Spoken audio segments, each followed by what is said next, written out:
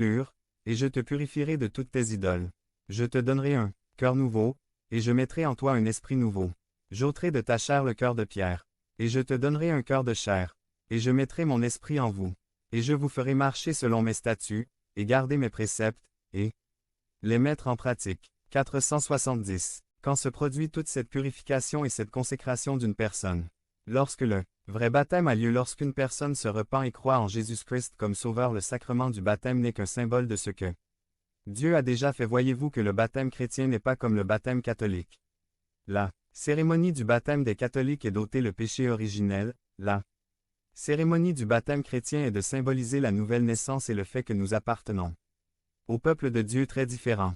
Nous avons déjà vu que le baptême d'eau servait à purifier les Lévites avant de commencer leur ministère, aussi lorsqu'ils entraient dans le temple ils se purifiaient les pieds et les mains, avant de prendre les offrandes comestibles ils se purifiaient les mains. Les Juifs se purifiaient avec de l'eau s'ils touchaient un mort, un cimetière, ou un prisonnier de guerre, s'ils mangeaient de la viande avec du sang, des flux menstruels chez la femme ou du sperme chez l'homme. L'avez-vous remarqué? Les baptêmes ne se faisaient pas par immersion totale de la personne seule. La partie affectée était purifiée et l'accent est mis sur le fait de verser de l'eau sur les gens, et non de les jeter dans l'eau. Pourquoi baptisons-nous par épanchement, et non par immersion? Parce que le baptême du Saint-Esprit s'est fait par effusion et non par immersion.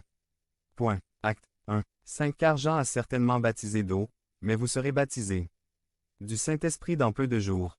2 Les baptêmes relatés dans le Nouveau Testament n'auraient pas pu avoir lieu par immersion mais par versement ou aspersion. Le baptême de Jésus-Christ. Mt. 3. 16 Jésus, après avoir été baptisé, sortit aussitôt de l'eau. Ce verset n'a pas pour but d'enseigner la manière de baptiser ceux qui insistent sur le fait que le baptême se fait par immersion utilisent même l'expression « descendre dans les eaux » comme synonyme de baptême, mais ceux qui connaissent le Jourdain ou peuvent le voir sur Internet savent que la berge du fleuve est haute et qu'il faut descendre jusqu'à atteindre l'eau. C'est ce qui la phrase est sortie de l'eau. Puisque le baptême du Saint-Esprit ne s'est pas fait par immersion, le baptême de Jean-Baptiste non plus. Acte 1. 5 Car Jean a baptisé d'eau, mais vous serez baptisés du Saint-Esprit dans peu de jours. Le baptême des 3000. Acte 2. 41 C'est pourquoi ceux qui reçurent sa parole furent baptisés, et environ 3000 personnes furent ajoutées ce jour-là. Le baptême par immersion était-il possible dans la ville de Jérusalem de 3000 personnes?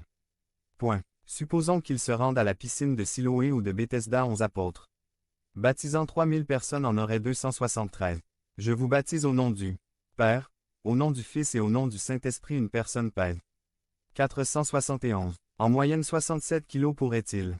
Et le texte dit que les 3000 ont été baptisés. Ce même jour cela ne pouvait être possible qu'avec le baptême par aspersion. Le baptême de Paul a eu lieu dans la ville de Damas dans la maison de Judas. Ananias l'a baptisé. Le baptême de Corneille, ses parents et amis ont eu lieu dans la maison de Corneille dans la ville de Césarée de Philippe le geôlier de Philippe avec sa famille. Ils ont été baptisés par Paul et Silas dans la même prison. Ces baptêmes ne pouvaient pas avoir lieu par immersion, seulement par épanchement ou par aspersion.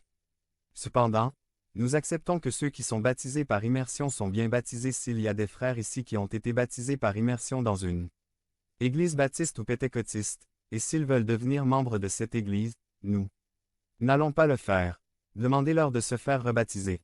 Non, ils sont déjà bien baptisés parce que nous croyons que la manière de baptiser n'est pas essentielle et nous, presbytériens, aimerions que nos frères baptistes correspondent avec nous dans cette pratique, qu'ils n'exigent pas nous de nous faire rebaptiser lorsque nous voulons devenir membres d'une